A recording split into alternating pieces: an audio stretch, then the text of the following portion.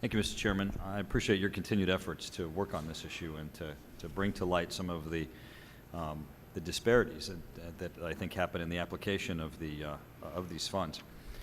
I voted against the TARP program, and I voted against applying the TARP monies to General Motors, and I did that because I believed that the legislation itself was undefined as to its goals and objectives, undefined as to how it was going to be accomplished, that it could result in inequities.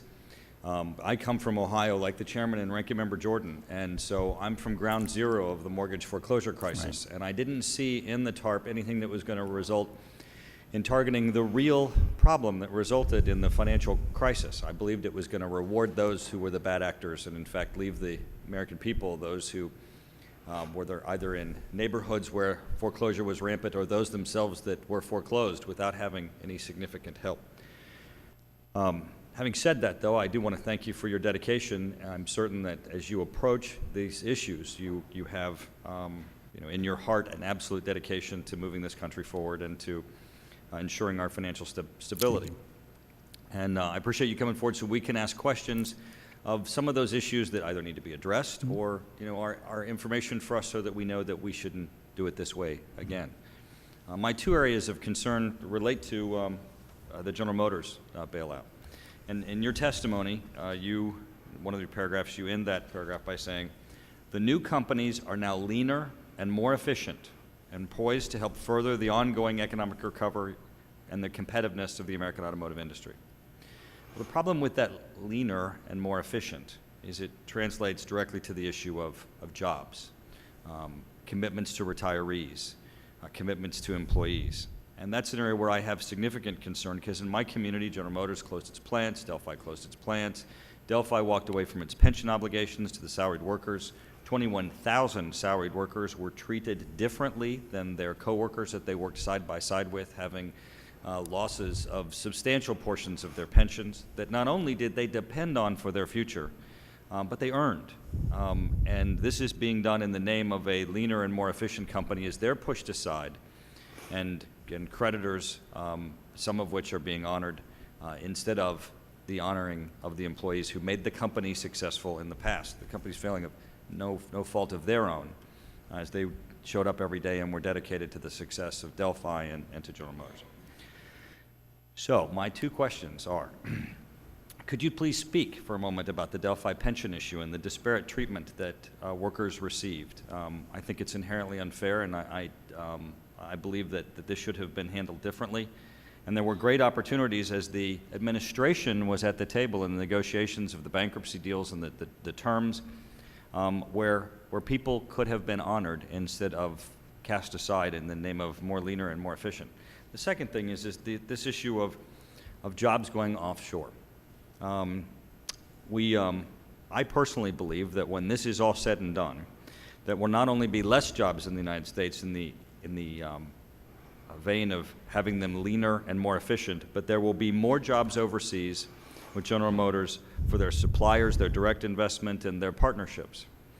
And I would have thought that would have been a goal of the administration to ensure that the jobs remained here in America, that we don't take taxpayers' money and finance, in effect, jobs going offshore so that it weakens our economy in the future. The suppliers that would have supplied those jobs, the individuals that would have held those jobs, lose that opportunity. So I'm very concerned on those two areas. One, the loss of the pensions to people that were in Delphi, and two, the loss of jobs overseas. Could you speak to that?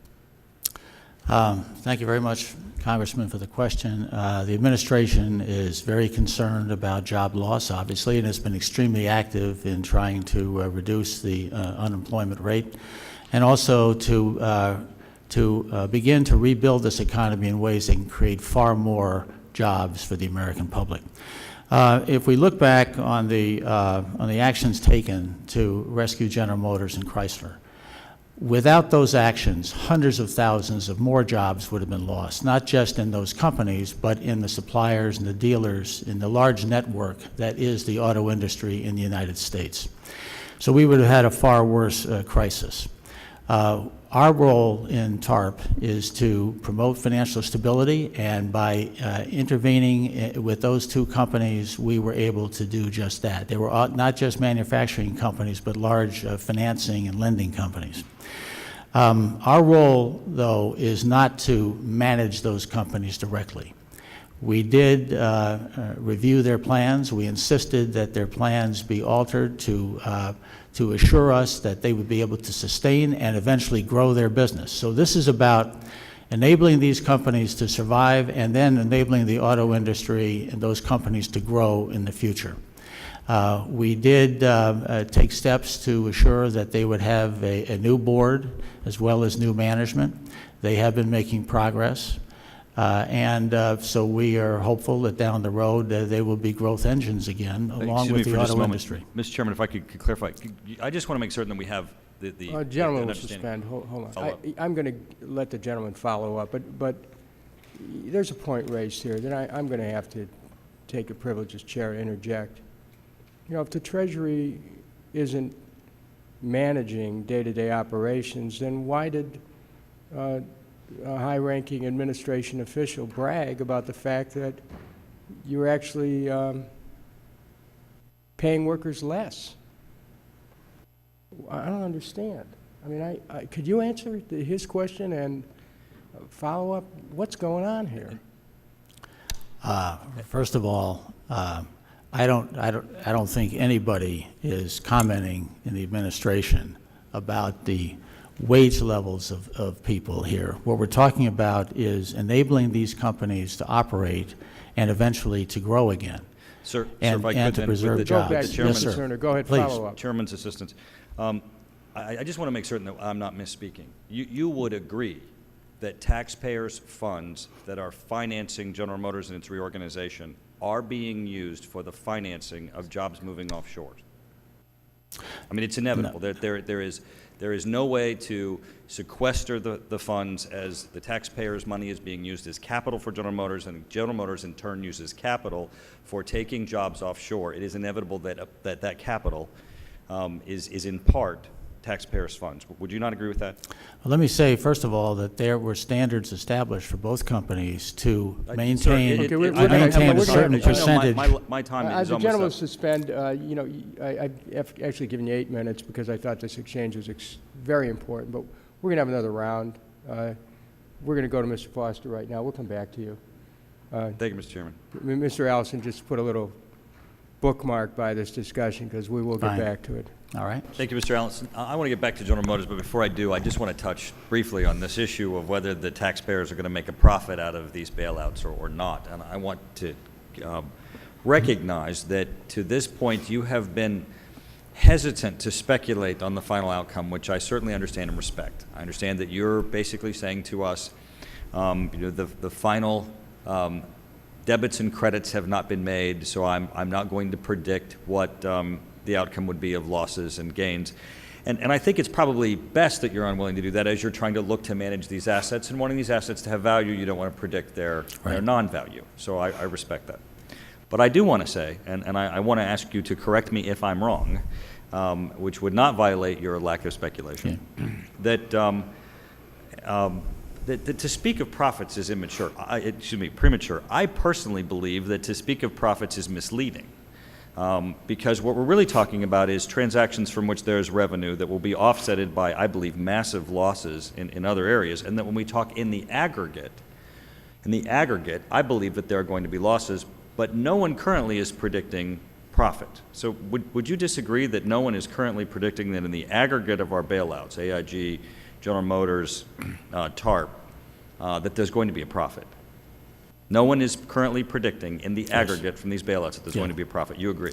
Well, sir, I've learned after 40 years in the financial business not to make predictions about markets or investment outcomes. However, but no one is predicting. Well, and I think under the circumstances, if you look at our valuations, we are also currently valuing some of those investments at a loss. It's less of a loss in a number of these cases than it was even 6 months ago. Okay. Well, I don't know the final outcome, but point. Currently we are showing losses in some of those investments. Yes, sir. And I appreciate you saying that, because I think when members of Congress or members of the administration step forward and give selected pieces of information to give the public the perception that there are actually profits that are being generated, they're ignoring, and you have not done that. Let me make it clear, Mr. Allison, you have not done that.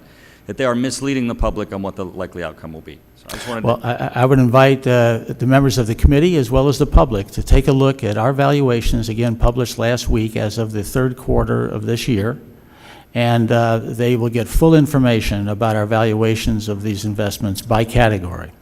And again, I would say that we are working very hard to preserve value for the taxpayer, and so far, because we've got to get to General Motors before my time is up again. Please, go ahead. Where I was last time was, the taxpayers have provided capital to General Motors. Yes. General Motors has used capital for the purposes of moving jobs offshore through partnerships, direct investment, and outsourcing. Isn't it true that if the taxpayers are giving General Motors capital and General Motors using capital to move jobs offshore, the taxpayers' funds are being used to move jobs offshore?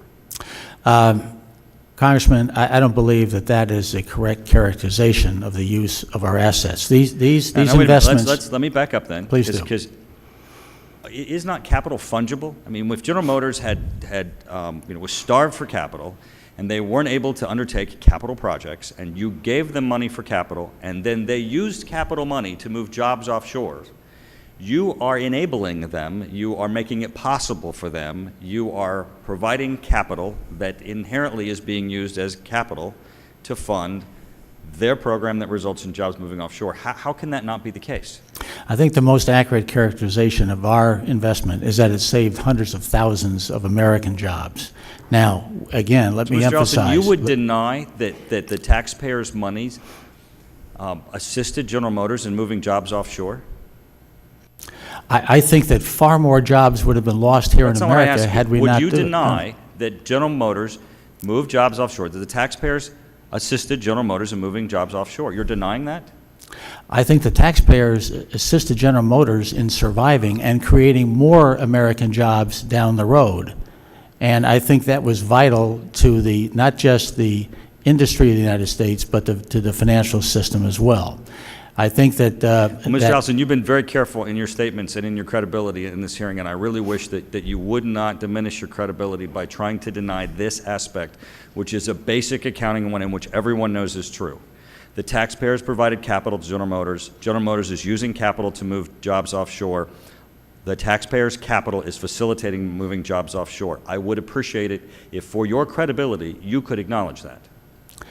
I do not agree, respectfully, sir, that they're using their capital to move jobs offshore. Let me also, because I think what they're doing is, and what we have done, is to save hundreds of thousands of American jobs by stepping in with Chrysler and General Motors.